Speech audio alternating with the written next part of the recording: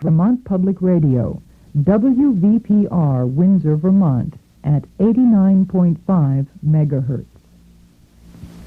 And now,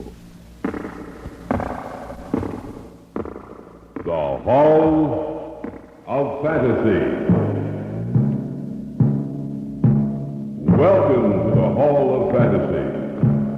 Welcome to the series of radio dramas dedicated to the supernatural, the unusual, and the unknown. Come with me, my friends.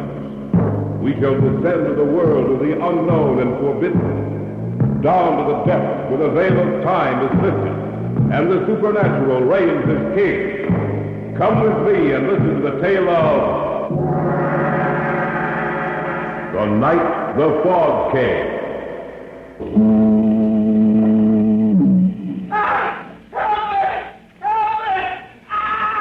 It came from our right. We'd better take a look. Come on. We're getting close to the lake. Only this fog. Wait a minute. There. Right there. Let's take a look. I hope he's all right. Good. Roll him over. All right. He's dead. I know. Do you realize how he died? What do you mean? Look at him closer, Hal. His clothes aren't wet. Even his hair isn't wet. But look at the water trickling from his mouth. This man died less than a minute ago on dry land, 200 yards from the lake. And he died by drowning.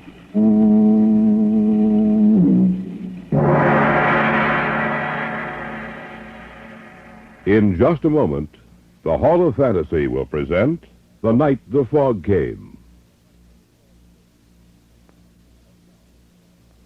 And now for our story. An original tale of fantasy by Richard Thorne entitled The Night the Fog Came. If the theory of evolution is correct, then there is a connection between the minute organisms which are found to be living in water and life as we know it today. But what connection with us did those things have which came from out of the fog? What connection with human life did those horrible creatures who came from the depths have? And what is their purpose? Why did they suddenly appear and destroy, then vanish as suddenly as they had come? I shall tell you as much as I know about it. Listen to the tale of The Night the Fog Came. The first inkling of their existence came to us as we were going through some routine research. I dropped over to the lab to see Hal. Harold Enroth was perhaps one of the foremost men in his field. Our friendship stretched back for many years. I'd been away for a while, and so I dropped in at the lab to see him one morning. Jeff, you old dog, you're a sight for sore eyes. How are things going, Hal? Fine, couldn't be better. How'd you like your vacation? I can't wait till next year. I hated to come back. You know, Jeff, I'm glad you dropped in. I have a little problem. Oh? What is it, money? No, not that. Here, I'll show you. Pull those blinds, will you? Sure. Yeah, that's fine. There you are. I have a specimen here on the slide. I want you to take a look at it. Go ahead, turn the projector on. All right. There. What do you think of that? I don't know. It looks like some form of water life. But I don't think I've ever seen it before. This has been enlarged 100 times. There's no use trying to recognize what it is. It's a form of water life completely unknown to us. A new form of life. Where did you get this? It's a specimen of water one of our field researchers took from the westernmost tip of Lake Superior, somewhere near the Wisconsin-Minnesota border. Have you contacted anyone else about it? No. Why not? Well, it's... Come on. Don't try to avoid telling me, Hal. We know each other too well for that. All right. Listen to me, Jeff. All right. Everything I say is fact. I've conducted countless tests to discover what I do know about this form of life. That thing is able to reproduce itself. A Hydra type? Possibly. But that's beside the point right now. What's more important, all trace of the other organisms in that drop of water has disappeared. Are you serious? Of course I am. And another thing, there was a little mist hovering above what was left of the water. A mist? That's what I call it. Something like fog. Why, that's impossible. No, it's not. I know that when the water evaporated, it should have been dispersed into the air. Eventually it was, but not for several hours. Oh, I'm sorry, Hal. I still can't... Here, I'll show you. We have a little of the water left. It's over here in this jar. You can see for yourself. Well, it looks just like ordinary water. I know it does. But believe me when I say it isn't. Now, it'll take just about 3 minutes.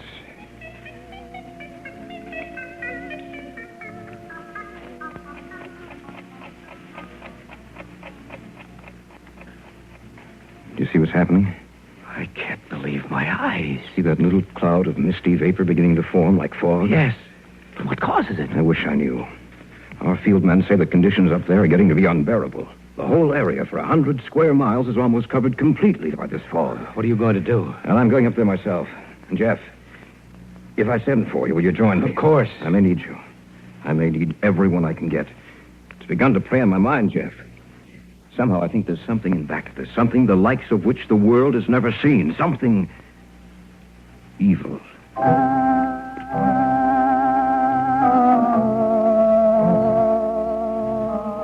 Hal went up there the afternoon of the morning I had seen him. At first, he wrote that the reports had been exaggerated. Then he discovered that all traces of the new form of life had disappeared. He decided to return. I was quite glad to get that letter from Hal. Before he had gone up there, he had been quite worried. The only thing I couldn't understand was what had become of the new water life form. The day before he was to return to the city... Hello? Jeff, this is Hal. Where are you? I thought you... I had them put me through direct to you, Jeff. I need your assistance. What's the matter? I've already called Arnold Simpson and Jack Rackel. They've agreed to come. I need you too, Jeff, just as soon as you can possibly make it. Don't worry, Hal. I'll be there. Remember, as soon as you can possibly make it.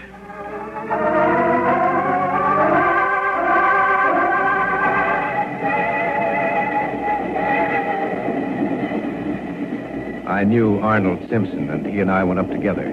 The train left Chicago and headed north, and then slightly west over Illinois and Wisconsin. Simpson and I talked it over on our way up there. Hal talked to you before he left, didn't he, Arnold? Yes, he did. I never had enough time to get up to his lab so he could show me what it was, but his words were description enough. Frankly, I'm worried. In what way? Jeff, why should a new form of water life suddenly appear?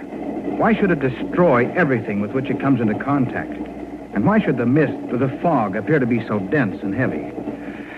I don't know. That's just the trouble. We don't know. Where has this form of life been, or did it just develop? What's its reason for being here? Perhaps we'll find the answers to those questions when we get there, Arnold. Perhaps. But I'm convinced of this much, Jeff. Whatever it is, whatever that fog is hiding, poses a new problem for us. A problem which may be unsolvable, and which could very well destroy the human race.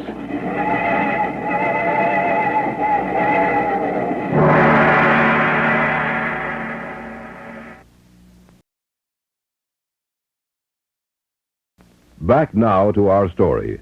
An original tale of fantasy by Richard Thorne entitled The Night the Fog Came.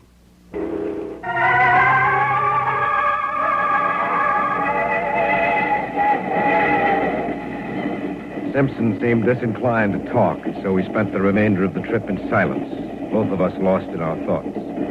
We arrived at the town and then hired a car to take us to the little village, where we would find Hal Enrum.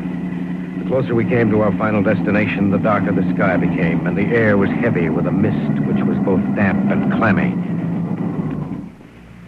It was an old rickety car, and the roads were little better than the ground on either side of it. The car stopped a few hundred feet from our destination. You gotta walk the rest of the way. You said you'd drive us all the Look, way. mister, I come farther than I was going to in the first place. I ain't no mood to go into the woods up there. If you're gonna go, then you walk in. Jeff, can't you do something? I don't think so. Here's your pay. Thanks. Let's go, Arnold. It could be worse, Arnold. I suppose so. He seemed genuinely afraid. Aren't you? A little. Hey, we must be pretty close to the lake. I've never seen the fog this thick. It's unnatural.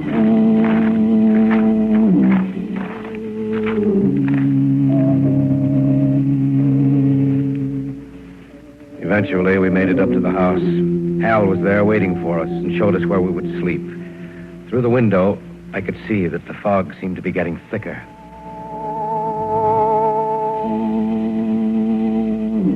That's an eerie, lonely sound. You get used to it after you've been here for a while. Hal, you wrote me that this fog, the new form of life, had disappeared. It had. But 2 days ago, it suddenly reappeared. And with it, the fog returned. Then there must be a connection between the two. Yes, but what? I haven't any idea. Look, I have to go down to the village for some food. We don't have enough here to feed 4 of us. Will you come with me, Jeff? Certainly. I'll be right back, Arnold. It's only about a mile away near the lake. Go ahead. That trip made me tired. I think I'll take a nap.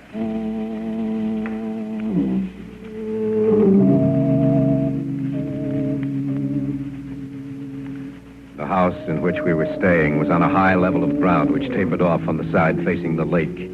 It was only 3 p.m, but it looked almost as dark as late evening. And there was something about that cloudy mist. It was cold and clammy and smelled strongly of the lake.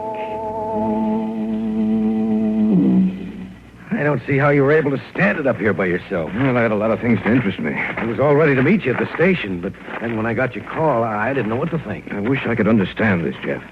The fog disappeared when the water life disappeared. When signs of this strange new form of life showed again, the fog came back. Why? Maybe we can find the answer to that. Well, I hope so. Actually, the sound of that foghorn does get on your nerves. Yes, I can imagine it would. You know, if this were a clear day, you could see the village from here. Oh? Actually, it's just a tiny resort town for fishermen and hunters. And it's located right on the westernmost tip of the lake. Imagine it must... Help it! Help it! It came from our right. We'd better take a look. Come on. We're getting close to the lake. If only this fog would... Wait a minute. There, right there. Let's take a look. I hope he's all right. All right. Roll him over. Okay. He's dead. I know.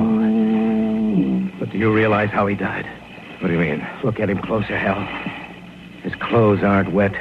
Even his hair isn't wet. But look at the water trickling from his mouth.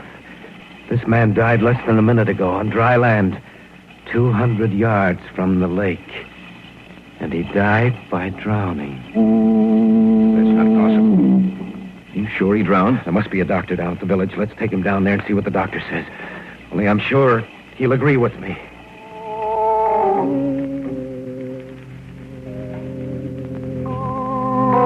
Together, we carried the man down to the village. Luckily for us, he was of slight build, not too heavy. It took us almost half an hour to get him down there.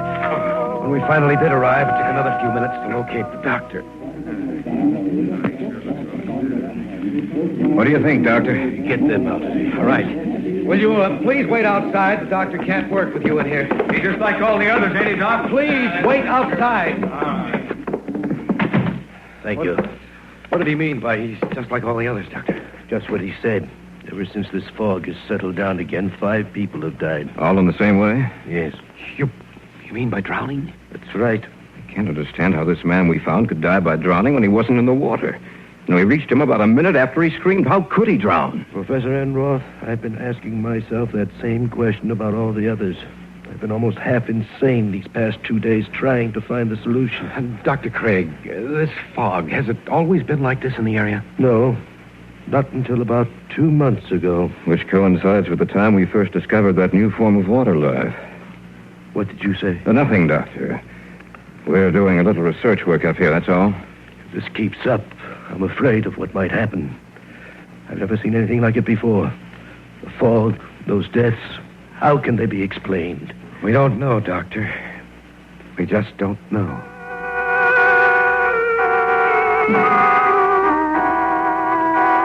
When we got back to the house, our arrival must have awakened him, for as we entered, he came slowly down the stairs from the second floor. Need any help? No, we can manage, but come out to the kitchen with us. What's the matter with you two? We found a dead man on our way to the village. Are you serious? Just set those bags on the table. All right. Oh, I'm not joking, Arnold. We heard a scream. It took us about a minute to get to him. He was dead when we got there. A knife? Drowned. What? On dry land, 200 yards from the lake. You must be insane. No, it's the truth, Arnold. And there have been 4 other deaths just like it. When did they happen? In the last 2 days. Since the fog reappeared. That's right. Then there is a definite connection between this fog and the new life form you've discovered, Hal. That's right. But what's the connection?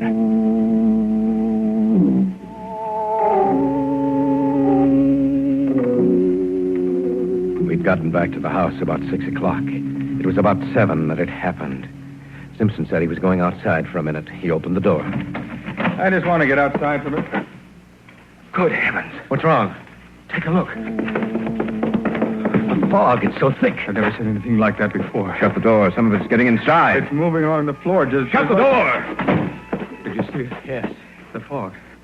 Just like it was alive. Moving like a living thing. Creeping along the floor.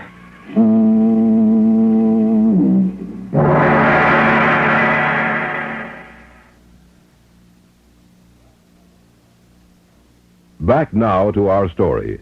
An original tale of fantasy by Richard Thorne entitled The Night the Fog Came. When Simpson had opened the door, the fog crept into the house in little wisps that curled and snaked this way and that. It looked like a thing alive. You saw it, didn't you, Hal? Yes, I saw it. What does it mean? I'm afraid of what it means. You mean you know? I hope I'm wrong, but I'm afraid I'm not. It's just possible that this form of life is developed from something that was present in the water all the time. The great brute animals ruled the world before man appeared and then were destroyed. Eventually, mankind wrested the supremacy of the earth from the other animal and plant life. Perhaps the cycle is to continue. Perhaps, after man, this new form of life.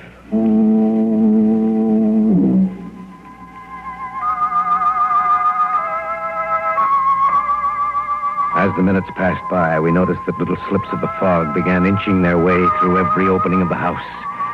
It was Simpson who pointed down at the bottom of the door and first brought it to our attention. We began to plug up all the openings in the house. At first, we did it slowly, but as time passed, we worked faster and more feverishly. No matter how tired we became, we had to finish the job, or the fog might claim the house, too. It was too quiet. The only thing we heard was the distant, monotonous call of the foghorn. And then Hal broke the silence. Do you know why this fog is so thick? I wish I did. This might be insane, but it has to be the answer. That fog is carrying moisture, a lot of it, perhaps enough to also carry this new form of life. To move it from place to place, to spread it even farther. To kill everything which stands in its way. That might be it. It is, I'm sure it is. Well, in that case, what happened to break it up the first time? And that's the solution to the problem. I don't know what it is, but it did break it up the first time. It drove it back, down to the depths from where it came. That's why there was no sign of it in the water. That came from right outside the house. Racco. He said he was going to arrive this evening. We better take a look. Bring the flashlight. Right, let's go. That light doesn't carry more than a few feet. It's so wet out here. Over there, look. Little pinpoints of light dancing up and down, all clustered together. That must be it. Come on. It's spreading out. Right, look. There, on the ground. It's Racco. The same way. The same way as the other one.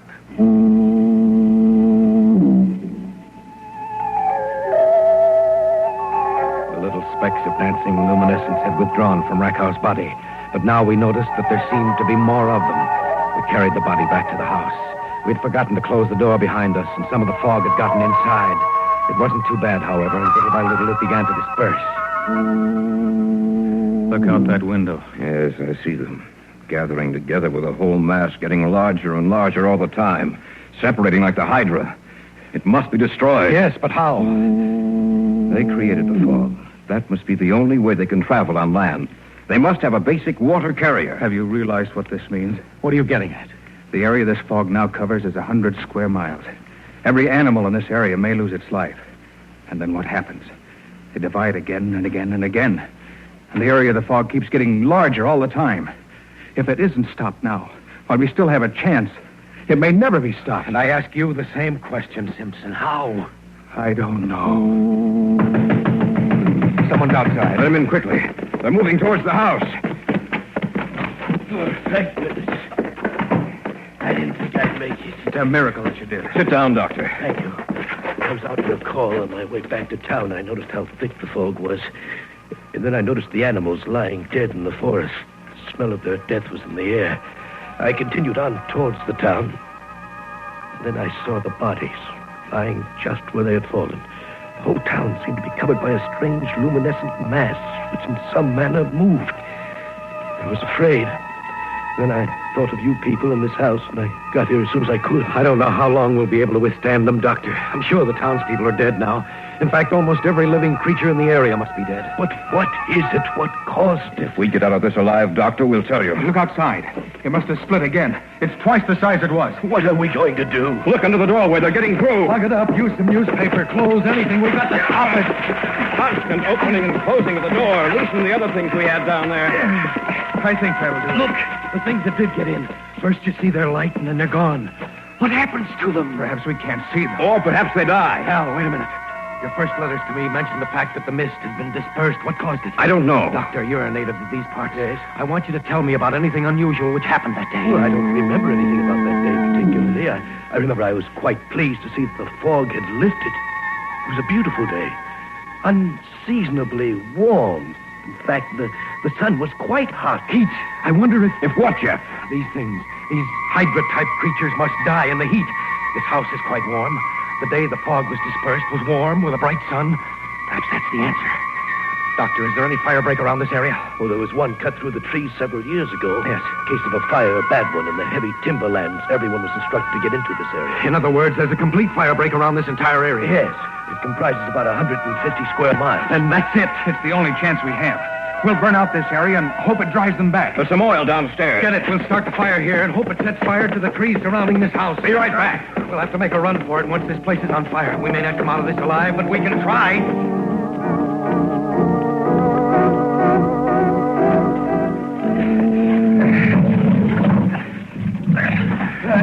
The last one. Good.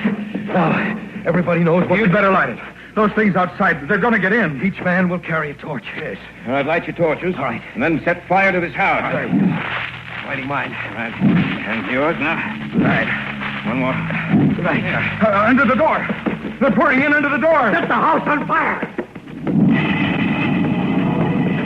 Let's get out of here! No matter what happens, keep holding those torches. They're afraid of fire. All right, make a run for it!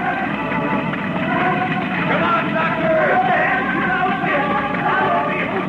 Forget him! Come on, run for your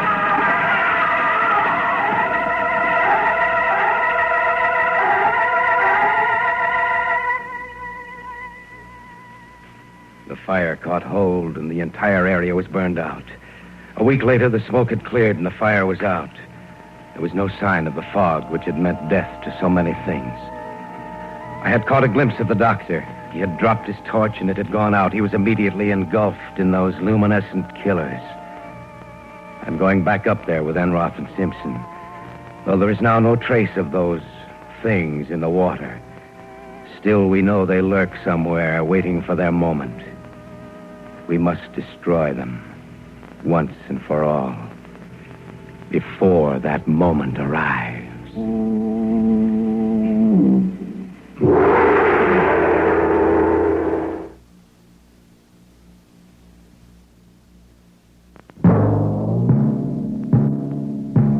So runs tonight's tale of the unusual, the terrifying, the unknown. Join us again when next we journey down the corridors of the Hall of Fantasy to hear another strange tale of the supernatural.